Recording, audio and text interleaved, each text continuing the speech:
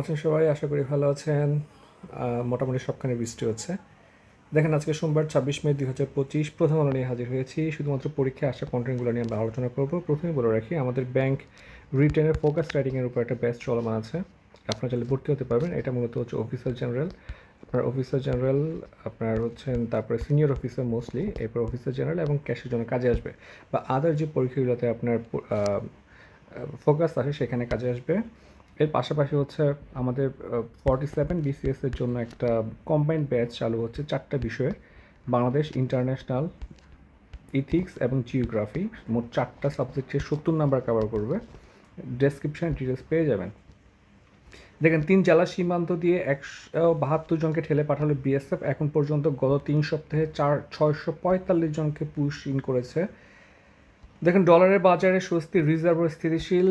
25-26 বাজার শেষ মার্চ শেষে চলতি হিসেবে ঘাটতি কমে হচ্ছে 66 কোটি ডলার নেমেছে। গত বছর একই সময় ছিল হচ্ছে আপনার 439 কোটি ডলারের ঘাটতি। আর রিজার্ভ মোটামুটি 25 বিলিয়নের মতো আছে।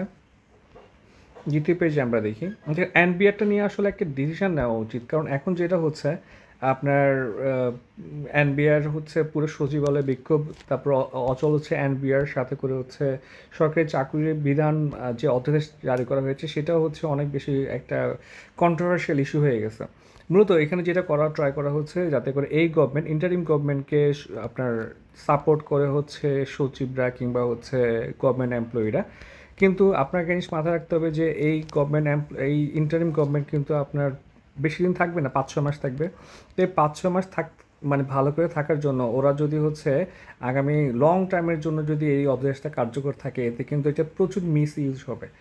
সো সব মিলে হচ্ছে পরবর্তী গভর্নমেন্ট কীভাবে হচ্ছে সরকারি কর্মকর্তাকে প্রেশার দিয়ে হচ্ছে খারাপ কাজ করবে, এগুলো মাথায় রাখতে হবে। শুধু নিজেদের কথা চিন্তা করলে হবে না। যাক, আমরা দেখি, রাজনৈতিক ঐকমত না হলে টেকসই সংস্কার হবে না, স্বাভাবিক। সব কিছুই মূলে হচ্ছে রাজনীতি। রাজনৈতিক দলগুলো যদি ঠিক না হয় তাহলে যেটা হবে, দেখেন এই যে করাপশন করতেছে, বা ধরুন গভর্নমেন্ট এমপ্লয়িরা করাপশন করতেছে, এটা অন্যতম গুরুত্বপূর্ণ একটা কারণ হচ্ছে যে আমাদের পলিটিক্যাল পার্টিগুলো হচ্ছে স্ট্রং না, তারা করাপ্টেড। এখন যে আপনাকে লিড দিচ্ছে সেই করাপ্টেড হলে ওর মানে এমপ্লয়িরা করাপ্টেড হবে। আপনি সবগুলো সেক্টরে যদি আপনি চেঞ্জ আনতে চান, আপনার সবার আগে পলিটিক্স চেঞ্জ করতে হবে। বাম জোটের বিবৃতি হচ্ছে ন্যূনতম সংস্কার করে ডিসেম্বরের মধ্যে সংসদ নির্বাচনের দাবি। বাম জোটে আবার বিবৃতি দেয়, কি একটা অবস্থা দেখেন। যাই হোক, দেখেন 4 নম্বর পেজে তেমন কিছু নাই। হ্যাঁ, এখন দেখেন আপনার হচ্ছেন অভিমত বিশ্লেষণের এই পার্টটা মোটামুটি ভালো হয়েছে। এখানে দেখানোর ট্রাই করেছে কুকুর ল্যাচ নাড়ছে নাকি ল্যাচ কুকুরকে নাড়াচ্ছে, মানে হচ্ছে ইউএসএ ইসরায়েলকে লিড করতেছে নাকি ইসরায়েল ইউএসএ